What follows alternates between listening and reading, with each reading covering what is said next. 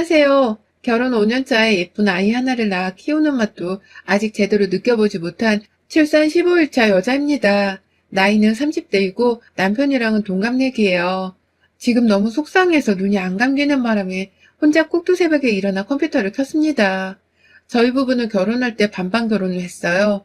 더 어릴 적에는 함께 살 연인들이 돈을 배분해서 반반 어쩌고 하는 게 그리 달갑게 보이진 않았는데 제가 결혼할 당시에는 제 입으로 먼저 반반 결혼을 외쳐서 했답니다.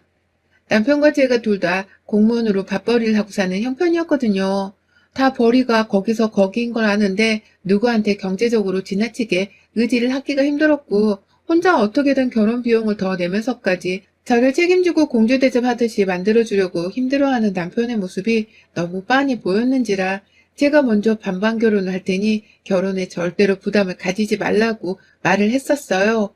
남편을 향한 저의 당연한 배려였는데 그로 인해 남편은 제게 정말 고마워했고요. 그렇게 결혼을 하면서 신혼집도 반반씩 했고 집에 들어가는 혼수도 반반씩 했습니다.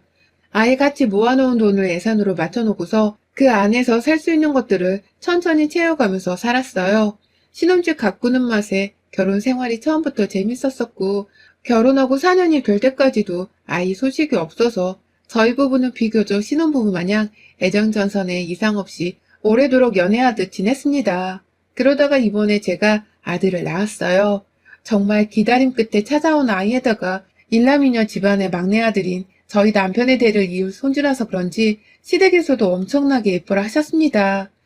특별히 대우까지 바랄 것은 없었으나 시댁에서는 코로나를 조심해야 한다면서 임신한 내내 시댁 근처도 못 오게 하셨고 무슨 일이 있으면 시부모님 두 분이서 직접 집으로 찾아오셔서는 제 몸을 살펴주셨어요. 시어머니는 늘 본인 아들 얼굴 한번 보는 게 먼저셨지만 시아버지께서는 저를 참 딸내미 보듯이 예뻐라 하면서 애지중지 보살펴 주셨습니다.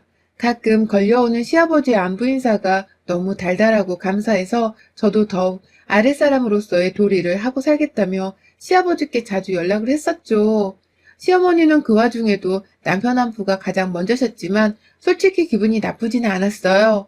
자기 자식이 먼저여야 하는 것은 부모에게 당연한 일이었고 저희 친정 부모님께서도 남편보다는 제 안부를 가장 먼저 물어봐주곤 하셨는지라 세상 모든 부모들이 가지는 공통점이라 생각을 했거든요. 그러는 와중에 저희 시아버지께서 조금 더 다정하셨던 바람에 시어머니가 더 무심하게 보인다고 여겼습니다. 그래서 시어머니의 태도가 어떤지는 제게 전혀 중요한 게 아니었어요. 오히려 제게는 남보다도 먼저 신경을 써야 할 몸뚱이를 갖추고 있었는지라 시어머니 머릿속까지 훑어볼 여유란 것이 정말 한 개도 없었습니다. 제가 30대 중반이라서 솔직히 아이 낳기 그리 늦은 나이는 아니라 생각을 했어요. 요즘 30대 후반에 결혼하는 사람도 정말 많으니까 저 정도는 그래도 아이 낳기에 양반이 나이이지 않을까 싶었던 것이죠. 하지만 평소 운동을 게을리 해서였는지 아니면 체질이 그냥 병약해서 그런지 임신하고서 임신성 당뇨 때문에 제가 정말 미친 듯이 아프고 힘들었습니다. 당뇨 증상이 일단은 혈당 수치가 올라가는 것이라 바로 즉각적인 증세는 두드러지게 나타나지는 않았지만 조선 진통의 막달에 정말 자주 찾아오더라고요. 당뇨 때문에 일어나는 진통인지는 병원에서도 확실하지 않다고 했으나 당뇨로 인해 제 몸이 전반적으로 붓고 살찌고 또 사소한 움직임마저 쉽지가 않아서 무조건적으로 조심을 해야 했습니다. 혈당을 낮춰야 해서 억지로라도 운동을 해야만 했는데 조상기 때문에 사소한 운동조차도 함부로 할 수가 없는 처지여서 제 몸 상태는 갈수록 악화가 되었어요. 임산부니까 살이 찌는 게 당연한 걸 수도 있겠으나 막달이 다 와가니 정말 기하급수적으로 군데군데 살이 덩어리 친 채로 쪄버렸고 그로 인해 저는 무릎 관절염까지 걸려버렸었네요. 무릎 통증은 물론이고 골반 통증에 요통, 아주 걸려서 나쁘겠다 싶을 만한 것들은 죄다 걸려버린 상황이었습니다. 뱃속아기 태교를 생각해야 하고 아이 출산 후에 어떻게 키워야 하는지 남들처럼 출산 준비를 했어야 했는데 저는 그 모든 것들을 할 수가 없었어요. 출산 후에 내가 정상적으로 살아있을 수 있는지 없는지에 대한 두려움이 더 컸으니까요. 아이보다 내 몸 상태가 슬슬 걱정이 되기 시작하면서 자연스레 스트레스도 많이 받았었고요. 그러다 보니 슬슬 시댁에서도 그렇고 친정에서도 그렇고 저와 함께 출산을 맞이할 긴장을 더 바짝 했었습니다. 어찌 보면 시댁에 가지 못하는 것은 코로나 때문만이 아니라 제 처지에서는 당연한 조치였죠. 그러다 출산을 앞두고 저는 조리원에 들어갔습니다. 병원에서도 산모 걱정이 더 안 좋을 것 같으니 옆에서 관리해줄 사람들이 붙어있는 조리원으로 들어가 산후조리를 하라고 하더라고요. 절대적 안정을 위해서 말이죠. 그래서 저는 육아휴직은 뭐 당연히 냈고 거의 13시간이 꼬박 걸린 진통을 끝으로 아이를 낳자마자 조리원에 들어갔습니다. 조리원에 들어갈 때의 비용은 감사하게도 시아버지와 친정아버지께서 반반씩 내주셨어요. 두 집안에서 며느리 상태가 이 모양인데 당연히 조리원에서 제대로 된 관리를 받아야 하지 않겠냐면서 먼저 나서서는 비용을 반반씩 지불해 주셨다고 해요. 저는 그걸 남편을 통해서 전해 들었고 그래서 감사하다며 시아버지와 친정아버지께 따로따로 전화를 드려 인사도 성심껏 했습니다. 내가 참 결혼하고 남편 복도 있는데 시아버지 복도 있구나 싶어서 전 솔직히 너무 기분이 좋았어요. 먼저 나서서 며느리 산후조리비를 대주는 시아버지란 사실만으로도 저는 참 행복하더라고요. 그렇게 조리원 안에서 절대 안정을 취하며 저는 정말 거의 누워만 있었어요. 간단한 움직임이 필요하다고는 하는 게 산후통이 제대로 치료가 되지 않았던 바람에 움직이는 게 말처럼 쉽지 않았습니다. 오히려 산후 어혈 제거가 불안전한 이유로 혈액순환까지 제대로 되지를 못해서 관절 통증이 더 심해진 상황이었어요. 거의 매번 제 방 안으로 선생님이 찾아와서는 마사지를 해주고 산후 우울증 치료를 해주시는 등 좀 더 특별관리 같은 것을 받았던 듯 합니다. 운이 좋게도 담당 선생님이 저와 같은 상태로 출산을 하셨던 바람에 당시 제 처지를 잘 이해해 주셨거든요. 간간히 제 방에 와서 말동무도 되어주고 정신적으로 많은 힘이 되어주었어요. 함께 있던 남편도 정말 많이 고마워했고 선생님 말씀대로 퇴소하고 집에 가서도 몸 관리에만 온전히 신경을 쓰겠다고 앞에서 약속도 했었습니다. 그러다 퇴소날이 되었어요. 친정엄마가 저희 집에 오셔서 남는 방에서 숙식을 하며 저를 돌봐주기로 하셨기에 퇴소날 친정 부모님께서 함께 조리원으로 찾아오셨습니다. 다 같이 병원을 나서서 집으로 완전히 들어가기 전 시댁에 인사를 드려야 할 것 같아서 먼저 시댁으로 향했어요. 아무래도 시댁은 저희 부부가 사는 집이랑 거의 1시간이 넘는 거리에 떨어져 살고 계셨기 때문에 저희 집을 한번 왔다 갔다 하려면 시간이 오래 걸리곤 하셨거든요. 그 와중에 저희 친정어머니까지 저희 집에서 지내게 되셨으니 혹 불편해서 자주 찾아오지를 못하실까 싶은 마음이 들었습니다. 그래서 아이 얼굴도 보여드릴 겸 그리고 시아버지께는 재차 조리원 비용을 절반 대주신 것에 대한 감사 인사를 드리고자 외출을 한 김에 찾아가 보려 했어요. 하지만 시댁에 들어가고 나서는 머릿속으로 그렸던 상황과는 정반대의 상황이 펼쳐졌습니다. 힘들게 출산을 했고 저의 힘든 상황을 알아달라고 한 것은 아니지만 적어도 저를 이해해주기를 바랬던 마음이 있었습니다. 여전히 몸이 아프고 쑤시고 제대로 된 움직임도 쉽지 않은 상황이었고 그 몸 상태는 제 몸뚱아리와 얼굴에도 그대로 노출이 되어 있었는데요. 시댁 안에 들어가자마자 저를 환하게 반기면서 어서 오라고 환영을 해주시던 시아버지와 달리 시어머니는 옆에서 왔니? 라면서 아주 떨떠름이 저를 보시더라고요. 그리고는 이내 뒤따라 들어온 저희 친정 부모님하고도 인사를 하는 둥 마는 둥 하더니 자기 아들을 보고서는 아이고 우리 아들 고생했다 라는 말과 함께 오두방정을 떨면서 남편 얼굴을 보듬고 만지고 하시는 겁니다. 졸지에 함께 서 있던 저와 제 친정 부모님이 다 민망할 정도로 말입니다. 그리고는 애 얼굴을 보더니만 아이고 우리 며느리 얼굴 판박이네 라면서 씁쓸한 표정을 짓는데 설마 우리 시어머니가 그 유치한 시어머니 레파토리에 맞춰 며느리 속을 뒤집어 놓으려는 짓을 하는 건가 싶더라고요. 애를 고생해서 낳은 건 나인데 그런 며느리한테는 손주 낳느라고 수고했다는 말 한마디 진심 어리게 해주지를 않고는 보란듯이 바로 옆에 있던 남편만을 걱정하면서 어쩔 줄 몰라 하는 시어머니 태도가 상당히 눈치 보였어요.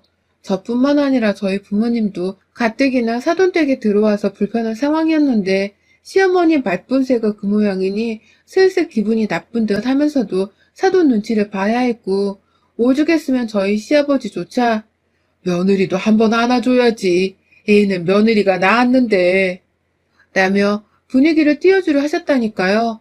시어머니 눈치를 보면서 저희 부모님 눈치도 보느라 앉으세요, 사돈. 앉으세요. 라면서 혼자 손님 대접을 하느라 안절부절 하셨고요. 그런데 진짜 가관은 따로 있었어요. 자리에 하나둘 앉은 저희 식구들, 하지만 저는 앉지 못했어요. 출산하면서 절개 부위가 찢어질 대로 찢어진 바람에 아파 죽을 것 같았고, 저는 단순히 시댁 한 번을 가는 길이었는데도 회원부 방석을 꼭 들고 다녔거든요. 차 안에서도 내내 방석에 앉아야 했었고요. 앉는 것보다 차라리 서 있는 것이 낫겠다 싶을 정도여서 불편했지만 저는 그냥 조금씩 다리를 움직여주면서 서 있었습니다. 조리원 안에서도 내내 침대 위에서 일어날 때조차 아프다고 곡소리를 내면서 움직였던 상태였고, 이대로 쭉 출산 후 3개월 동안은 병원을 다니면서 산후풍 치료도 받을 예정이었어요. 그 정도로 의사가 봐도 제 몸이 정상은 아니었던 상황이었고요. 그건 시어머니도 분명히 알고 계셨습니다. 처음에 저를 산후조리원에 보내는 것이 돈 아깝다면서 극구 반대를 하는 바람에 남편이 나서서 제 몸 상태가 어느 정도로 안 좋은지에 대해서 쭉 나열을 하면서 설명을 해드렸다고 하더라고요.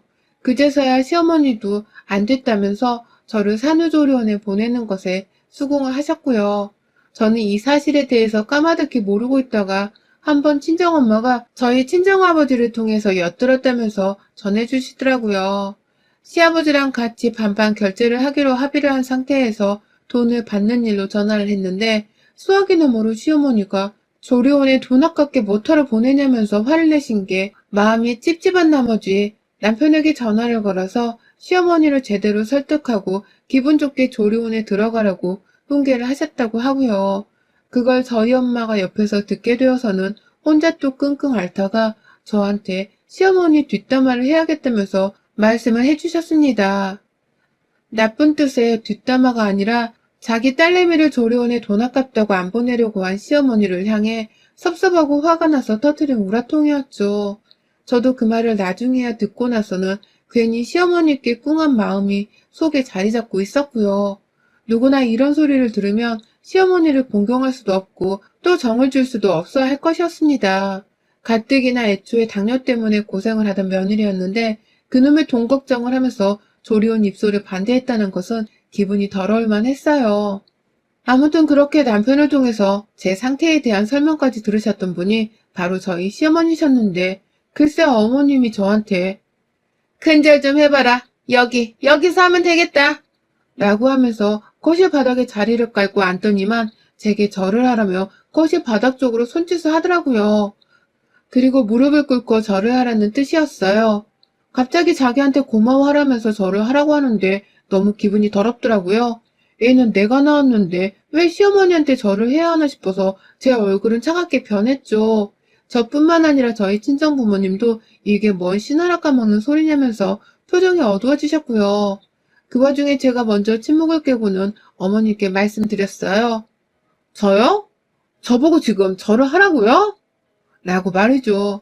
얼토당토 없는 말에 어이가 없어 죽겠다며 황당한 듯 남편과 저희 친정부모님 그리고 시아버지를 모두 번갈아 보면서 말을 했습니다.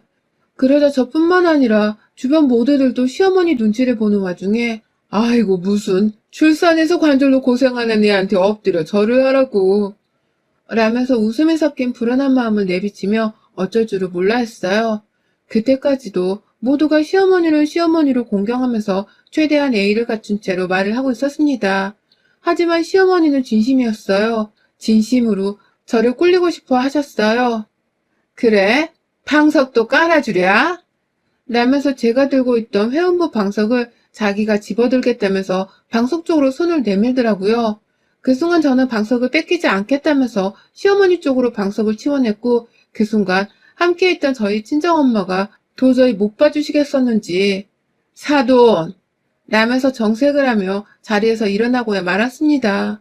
그 말에 저희 아버지도 자리 잡고 앉아 계시다가 일어나서는 저를 향해 너 가만히 있어 라며 무섭게 주의를 준 뒤 시어머니를 향해서 얘가 아직 출산하고서 침대 위에서 일어나는 것도 힘들어합니다.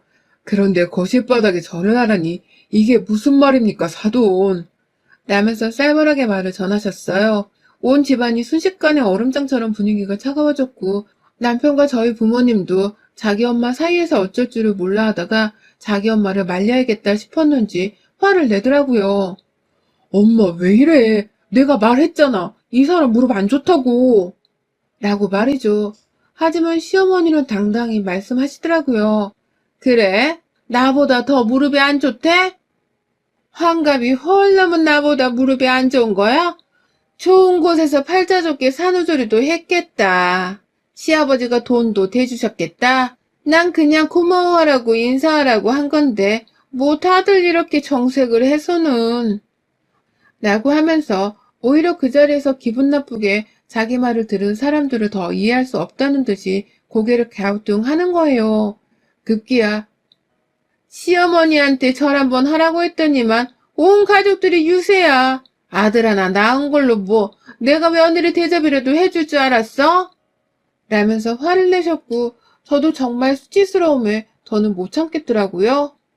어머님, 제가 지금 저를 못 올리겠다고 하는 건 아들을 낳았으니 대접받으려고 하는 게 아니잖아요. 제 무릎이 아프고 온몸이 쑤셔서 방석없음 제대로 앉지도 못하는데 저를 하라고 하니까 못하겠다고 하는 거잖아요. 라면서 저도 있는 그대로를 말씀드렸어요. 적어도 상식이 통하는 분이시라면 이 정도 말을 했을 때 알겠다 혹은 미안하다 정도는 대답하실 줄 알았고요. 그런데 저희 시어머니, 아이고, 그 자리에서 사돈 그리고 며느리랑 기싸움이라도 하려고 작정을 하신 듯이 보였습니다. 자신의 남편부터 시작해서 아들까지 나서서 며느리와 사돈 편을 들면서 자기를 나무라려고 하니 본인 자존심이 많이 상했나 보더라고요. 어디서 너는 그렇게 말대꾸를 하니? 시어머니가 절하라고 하면 그냥 절만 하고 끝내면 될 것. 내가 뭐 엮기라도 들라고 시켰니? 아니면 설거지라도 하라고 시켰니? 인사 한번 하라고 했다가 사람 잡아먹으려 하네. 라면서 갓 태어난 아이가 있음에도 소리를 치면서 저를 혼냈습니다. 제가 절대로 시어머니 말에 공감도 이해도 할 수가 없다며 기분 나쁜 티를 내며 끝까지 서 있으니 결국 어디서 이런 걸 며느리라고 데려와서는 야, 너 나가. 그냥 그러고 나갈 거면 내 아들이랑도 이혼하고 나가. 내가 참 며느리한테서 절 한번 받으려고 오만 사람들 눈총까지 받아야 해? 이혼해. 내 아들이랑 이혼하고 애는 놓고 나가고. 라면서 바득바득 우기며 말 같지 않은 소리를 시전하며 집안의 분란을 일으켰습니다. 부부가 이혼 얘기를 꺼내본 적도 없는데 시무라는 사람이 자기 자존심 하나 챙기겠다며 제 앞에서 심어짓을 하며 소란을 피우는 꼴이었어요. 그러니 당연히 남편도 뭔 이혼이 장난이야? 엄마 왜 이래? 그만해. 라면서 더욱 심호를 나무란 채로 저와 저희 부모님께 머리를 숙여 사과를 했고요. 급기야 시아버지까지 나서서 시어머니를 말리자 어머님은 애는 나한테 주고 이혼을 하라니까? 난 절 한번 안 하는 며느리 필요 없어. 라면서 더더욱 며느리인 저를 한번 이겨보겠다고 안달을 내셨어요. 이성적인 것은 하나도 찾아볼 수가 없었고 그저 망신 안 당하려고 센 척을 하는 시어머니의 1인 자존심 싸움이었습니다. 그리고 결국 시어머니의 입은 남편의 손에 의해 틀어막혀버렸어요. 뭐 이딴 말도 안 되는 싸움을 다 걸어서는 애 낳은 사람 마음까지 심란하게 하냐면서 기겁을 하던 남편이 결국 애를 데려가겠다 벼르는 시어머니의 말에 어처구니가 없다면서 그 입을 틀어막아 버렸기 때문이에요. 졸지에 시어머니는 저와 저희 친정 부모님이 원망스러운 눈빛으로 바라보고 있는 와중에 자기 아들 손에 입이 틀어막혀 다물어 버리게 되었고 아주 그냥 저희 앞에서 개쪽을 당해버리고 마셨습니다. 한참 말을 못하게 하겠다며 입을 틀어막곤 엄마 제발 그만해 라고 말을 하는 남편의 도움으로 그 사이 저희 가족들은 아이를 안고서 시댁을 나갈 수 있는 시간을 벌 수 있었어요. 나간다기보다는 그냥 더 쓴소리를 듣지 않은 채 다행히 집을 빠져나갈 수 있는 것이었죠. 하지만 숨을 못 쉬겠다며 지 아들 손바닥을 사정없이 내리치는 바람에 남편은 자기 손을 시어머니 얼굴에서 떼어놓았고 시모의 얼굴은 숨을 못 쉬어서가 아니라 흥분하고 소리를 지르면서 지 아들 손을 때려대는 바람에 잔뜩 시뻘개져서는 달아올라 있었습니다. 이렇게 봐도 저렇게 봐도 너무 못나고 한심스러워서 제가 다 쪼개 팔릴 지경이었죠. 저러고도 나이 환갑이 넘은 어른이라는 소리를 스스로 할 수 있나 싶기도 하고, 저러고도 나한테서 시무라고 대접을 받고 싶을까 싶기도 해서 말이죠. 그 와중에 시어머니는 안 그래도 나가려는 저와 제 부모님을 향해서 당장 내 집에서 나가버려! 라며 뒤통수에다 대고서 소리를 지르는데 저도 그쯤 되니 어른이고 뭐고 그냥 열불이 나더라고요. 나간다고요. 뭐 저런 시어머니가 다 딸내미 둘이나 있는데도 며느리 입장 한번 이해가 안 되나 보죠? 나도 어머님 같은 분이랑은 상종 못합니다. 다시는 안 찾아올 테니 걱정 마세요. 저 지금 나가요. 라면서 제 아이를 안고서는 먼저 그 집을 나와버렸어요. 급기야 그 와중에 시아버지는 저와 시어머니를 말리겠다면서 함께 남편 따라 시어머니를 붙잡았고, 얘야, 우리가 잘못했다. 니네 시어머니 성질이 고약해서 이러는 거니까. 라면서 저를 어떻게든 붙잡으려고 하셨지만 저로서는 정말 미련이 하나도 안 남는 집구석이었습니다. 당연히 저한테 따뜻하게 잘 해주시던 시아버지셨기에 감사한 마음도 있고 또 이렇게 헤어지는 것이 속이 상했지만 시어머니의 막말을 다 커버할 만큼의 각별한 사이는 아니었어요. 그러니 저도 이쯤 되어 시댁이랑 연을 끊고 내 애나 열심히 보면서 살아야겠다는 생각을 당연스레 할 수밖에 없었던 것이죠. 제가 그렇게 독하게 나오니 얼떨결에 저희 친정엄마는 저와 제 아이를 챙기겠다며 저를 따라 나오셨고 저희 아버지는 남아서 남편에게 화를 내고 계신 건지 아니면 시어머니께 화를 내고 계신 건지 무슨 상황을 이따위로 만드는 거야? 라면서 불같이 화를 내셨어요. 절대로 다신 내 딸이 이 집구석에 들어오게 하나 보라면서 시부모님 앞에서 으름장을 내려놓으시니 남편이 잘못했다고 사과를 하는 목소리가 집 밖까지 다 들리더라고요. 정말 제 마음은 너무 찢어질 듯 아팠습니다. 절개 부위가 찢어져서 아픈 것만큼이나 마음이 너덜너덜해져서는 아파 뒤질 것 같았어요. 시어머니의 머릿속으로 들어가 보고 싶을 만큼 시어머니의 입에서 튀어나온 말 한마디 한마디가 죄다 이해가 가질 않았고 그건 저희 부모님도 마찬가지셨습니다. 온 가족들이 시댁 밖으로 침을 튀기며 나와놓고서도 밖에서 화가 다 풀리질 않더라고요. 저는 그 와중에 당연히 심장이 벌렁벌렁 거려서 당장이라도 주저앉고 싶었는데 몸이 그래주지 못해서 억지로 아이를 더 껴안은 채 버티면서 서 있었고요. 그 꼴에 저희 친정엄마는 결국 억울하고 남편네가 꼴보기 싫어 죽겠다면서 저를 따라 나오는 남편을 향해 당장 니네 엄마 데려와서 내 딸 앞에 무릎 꿇려 사과시키라고. 뭐 저런 무식한 여편네가 다 있어? 저거 완전 상또라이 아냐? 라면서 남편의 멱살을 잡고 뒤에 흔들며 시댁 앞에서 아주 바라바라 소리를 지르셨습니다. 나중에 시아버지도 뛰쳐나와서는 저희 가족들에게 잘못했다는 말을 반복하시며 몇 번이고 사과를 하셨고요. 저는 그런 시아버지가 너무 불쌍하고 안타까웠습니다. 입 함부로 놀리며 남의 집 딸을 우습게 한 마누라를 잘못 만나서는 저 나이에 저리 허리를 숙여가며 사과를 하니 불쌍하지 않을 수가 없었죠. 그런 시아버지를 측은시심하게 바라보다가 잘 지내시란 인사를 남기고 차에 올라탔습니다. 저희 가족들은 아무도 시아버지의 사과를 제대로 받아주려 하질 않았고 그 바람에 차에 타고 집으로 돌아가는 길에도 남편은 정말 천하의 죄인이 된 것 마냥 안절부절 못하며 운전을 했어요. 무슨 말 한마디를 하려고 하면 저희 아버지가 운전에 집중하라며 으름장을 놓았고 남편은 뒤를 보며 마냥 불안해하면서 저희 가족을 집으로 데려왔어요. 이게 바로 어제 오후에 있었던 일이고요. 저희 아버지는 불안하다며 지금 저희 집에서 엄마랑 같이 작은 방에서 주무시고 계십니다. 혹 시어머니가 쳐들어오면 그땐 직접 손찌검을 해서라도 혼을 내주겠다며 말이죠. 솔직히 저도 혼내는 정도는 충분히 내줄 수 있는데 몸이 너무 좋지 못해서 집에 오자마자 그냥 침대 위에 뻗어버렸습니다. 잠이라도 자야지 아이가 깼을 때 보살펴 줄 수 있는데 아직도 시어머니 생각에 화가 나서는 잠이 도저히 오질 않네요. 출산한 며느리한테 절을 하라 한 시어머니의 또라이 같은 성질머리가 죽겠고 그 주둥이라도 한 대 쳐주고 올 걸 하는 생각에 아쉬움도 들고요. 그리고 그 아쉬움이 큰 만큼 저는 절대로 시어머니가 제 앞에 머리를 조아리며 진심으로 사과를 하기 전까지는 절대로 제 아이를 시어머니께 보여드리지 않을 생각입니다. 얼마든지 시아버지는 저희를 찾아올 수 있겠지만 절대로 시어머니만큼은 내 아이에게 그 어떠한 부정도 타지 않도록 보여주지도 목소리를 들려주지도 않고 남처럼 살 거예요. 이 말을 분명히 하기 위해서 저는 꼭두 새벽에 다신 보고 살지 말자는 말도 문자로 재차 보내서 확인 사살을 했고요. 아직 읽지 않으신 걸 보니 속 편하게 주무시고 계시나 본데 어디 얼마나 앞으로도 속이 편한지 두고 보려 합니다. 끔찍하게 아끼는 아들의 아들이 태어났는데 애 엄마랑 사이 틀어져 얼굴 한번 보지 못하고 사는 그 인생이 얼마나 속 편하고 좋을지 내가 아이를 키우며 늘상 두고 보고 살 거예요. 여러분의 생각은 댓글로 남겨주세요. 오늘도 시청해주셔서 정말 감사합니다.